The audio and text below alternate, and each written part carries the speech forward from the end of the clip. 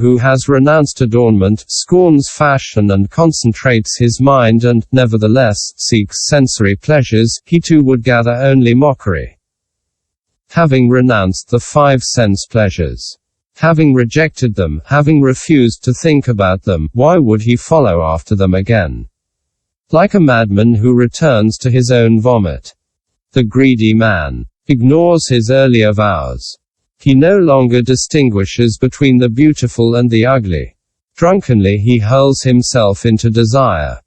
Modesty, restraint and other respectable qualities, all of that has disappeared all at once. He is no longer respected by wise people and is visited only by fools. Desires provoke suffering when they are sought out, fear when they are possessed, resentment and grief when they are lost. They bring not a moment of happiness. Such are the torments of desire. How can one escape them? By acquiring the happiness of dhyana and samapatti.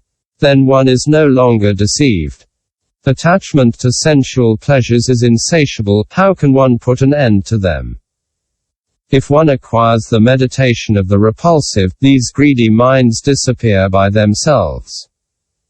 Attachment to desire is unconscious. How can one become aware of them?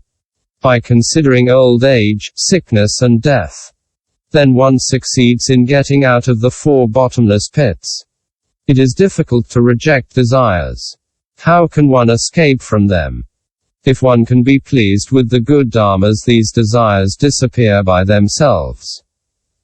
Desires are difficult to undo. How can one loosen them? By considering the body and perceiving its true nature. Then one is tied by nothing. Considerations such as these can extinguish the fire of the desires. The jungle fire cannot withstand a heavy rain. It is for all these reasons that one removes the obstacle of greed. 2. Removing malevolence. The obstacle of malevolence is the origin of the loss of all good dharmas. The cause of falling into the unfortunate destinies, the enemy of all happiness, the abductor of good minds, the reservoir of all kinds of harmful speech. The Buddha addressed the following stanzas to a wicked disciple. You must think and reflect on the obscene and vicious character of conception, on the dark suffering of the stay in the womb, on the hardships that accompany birth. Thinking about all that, the person who does not pacify his wrath toward people would by all rights be considered an unaware individual. If the retribution for wrongs did not exist and if they were free of all blame, people would still have plenty to complain about. How much more so if they are struck by painful punishment. By considering old age, sickness and death which nobody can avoid. It is necessary to feel loving kindness and pity. Why should you still afflict them with your hatred? People who hate, rob and strike one another undergo the poison of suffering. Why would an honest man further add to their torment? One must always practice loving kindness and compassion, cultivate the good in a concentrated mind. Not nourish bad feelings, not torment anyone. If one cultivates the path of Dharma diligently, one will commit no harm. Good and evil are 2 opposing forces that meet face to face like water and fire. When wickedness covers the mind, one does not distinguish the beautiful from the ugly, one does not separate good deeds from offenses, one no longer fears the bad destinies. One does not take into account the sufferings of others, one does not clean up physical or mental fatigue. The suffering that one has at first suffered oneself, one then extends that suffering to others. The person who wants to destroy wickedness should meditate on thoughts of loving kindness. Alone, sheltered in retreat, stopping all activity, he destroys all the causes and conditions. One should fear old age, sickness and death, exclude the 9 kinds of anger. By meditating thus on loving kindness, one will attain the destruction of the poison of anger. It is for all these reasons that one removes the obstacle of malevolence. 3. Removing laziness-torpor. The obstacle of laziness-torpor can destroy the threefold benefit of the present world, namely, the happiness of pleasure, the happiness of wealth and merit. It can destroy the definitive happiness of the present and the future life. It differs from death only by the presence of breathing. Here are the stanzas addressed by the Buddha to reproach a lazy disciple. Get up, don't stay lying down, overprotecting your rotten body. It is impurities of all kinds that are called a person.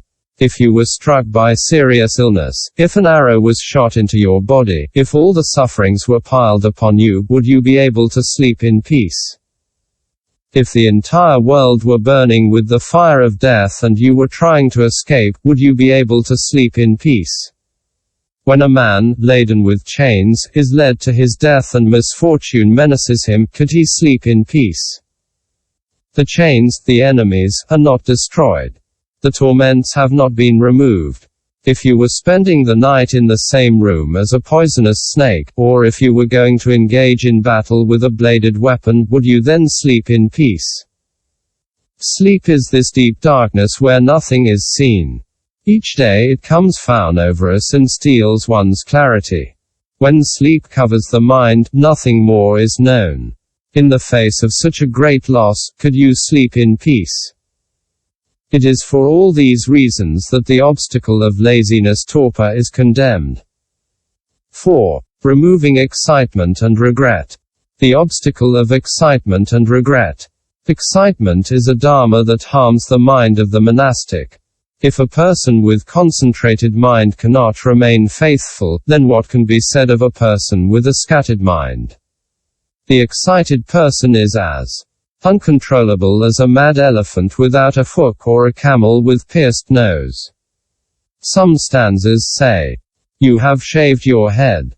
You have put on the kasaya. Holding the clay begging bowl, you go to beg your food. Why do you still take pleasure in excitement? You will lose the profits of the religious life after having already renounced the joys of the world." The person who is prey to regret is like a criminal always tortured by fear. When the arrow of regret has entered the mind, it is implanted there and cannot be torn out. Some stanzas say, "If he has done what he should not do, if he has not done what he should have done, he is burned by the fire of regret. Later, he will fall into the bad destinies." A man can regret his crime. After having regretted it, he should forget it. In this way his mind will find peace.